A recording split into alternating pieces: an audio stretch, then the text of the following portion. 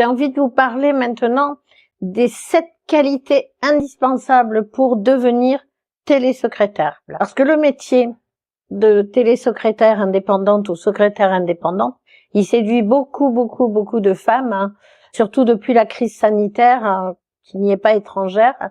Mais attention, ce métier n'est pas fait pour tout le monde. Effectivement, que vous soyez secrétaire de direction, secrétaire médicale, comptable, polyvalente, etc., il faut quand même posséder les qualités requises, que ce soit en savoir-être, en compétences techniques, en organisation. Et pensez surtout que vous allez être un chef d'entreprise. Donc, il va falloir mettre la casquette du chef d'entreprise aussi. Et tout ça pour perdurer dans le métier et se constituer un portefeuille de clients fidèles. Alors, vous avez envie de savoir si vous avez le bon profil. Eh bien, on y va. Je vous découvre les 7 qualités indispensables. Première qualité, c'est avoir le sens de la rigueur et de l'autonomie. Il va falloir que vous preniez votre carrière en main et que vous traciez votre chemin. Donc, formez-vous et apprenez sur le terrain. Vous allez sûrement rencontrer quelques écueils, quelques petits rochers sur le chemin. Eh bien, vous les prendrez, vous les pousserez, mais vous y gagnerez en expérience, en confiance en vous et en professionnalisme. Ensuite, surtout, soyez rigoureuse, organisée, autonome et pensez à varier les missions. Ça va vous donner confiance en vous et puis n'ayez pas peur de sortir de votre zone de confort.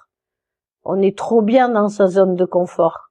Mais si vous voulez avancer sur le chemin, sortez de cette zone de confort. La qualité numéro 2, c'est exceller dans la communication.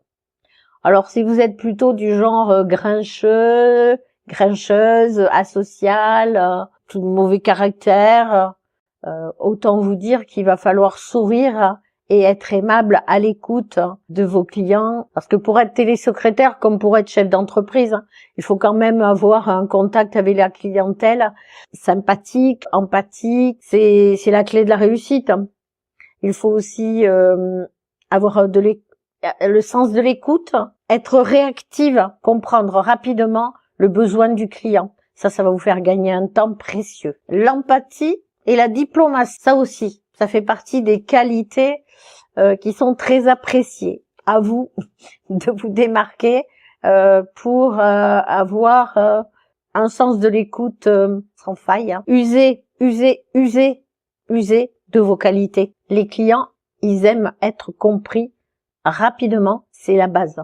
La qualité numéro 3, c'est que vous ayez un sens de l'organisation à toute épreuve. Plus vous serez organisé, plus vous serez vénéré. Voilà, comme la déesse. Si vous n'êtes pas organisé, passez votre chemin.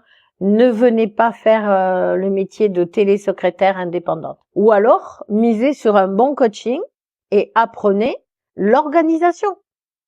Parce que si vous n'êtes pas organisé, vous allez vous retrouver la tête sous l'eau avec tout ce qu'il y a à gérer et comment dire que votre crédibilité va en prendre un sacré coup. Alors, la qualité numéro 4, c'est que si vous aimez la monotonie, je vous déconseille ce métier.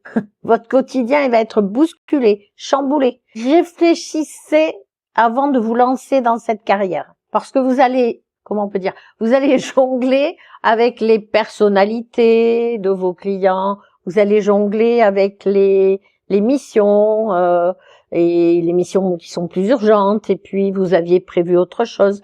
Alors, l'organisation va être, la qualité principale de votre métier.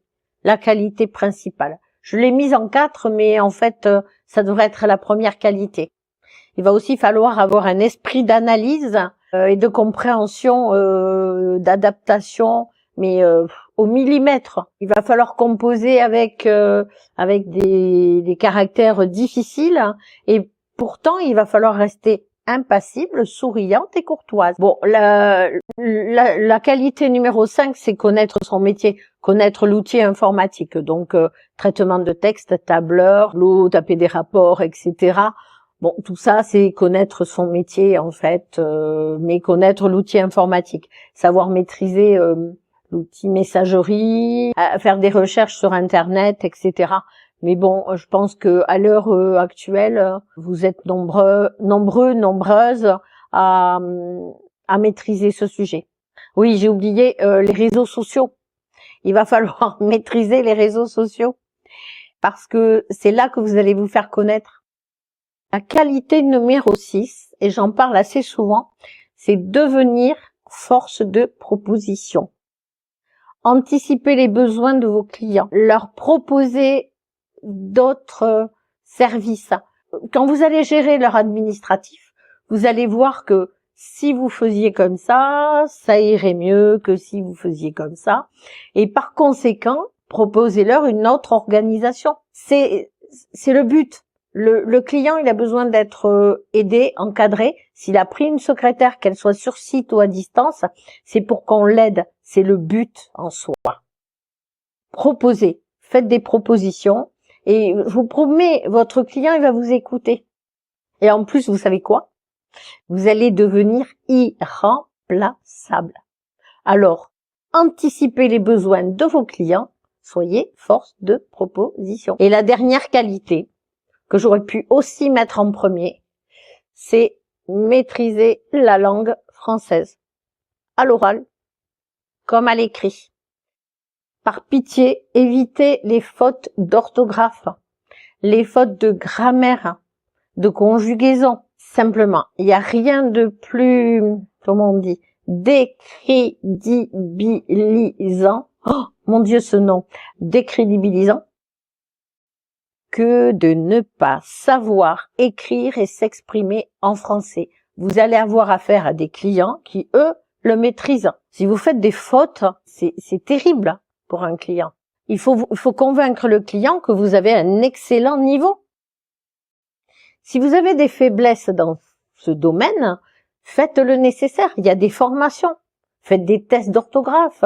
Mais par pitié, l'orthographe, la conjugaison, la grammaire, vous exprimer en français correct, c'est évident.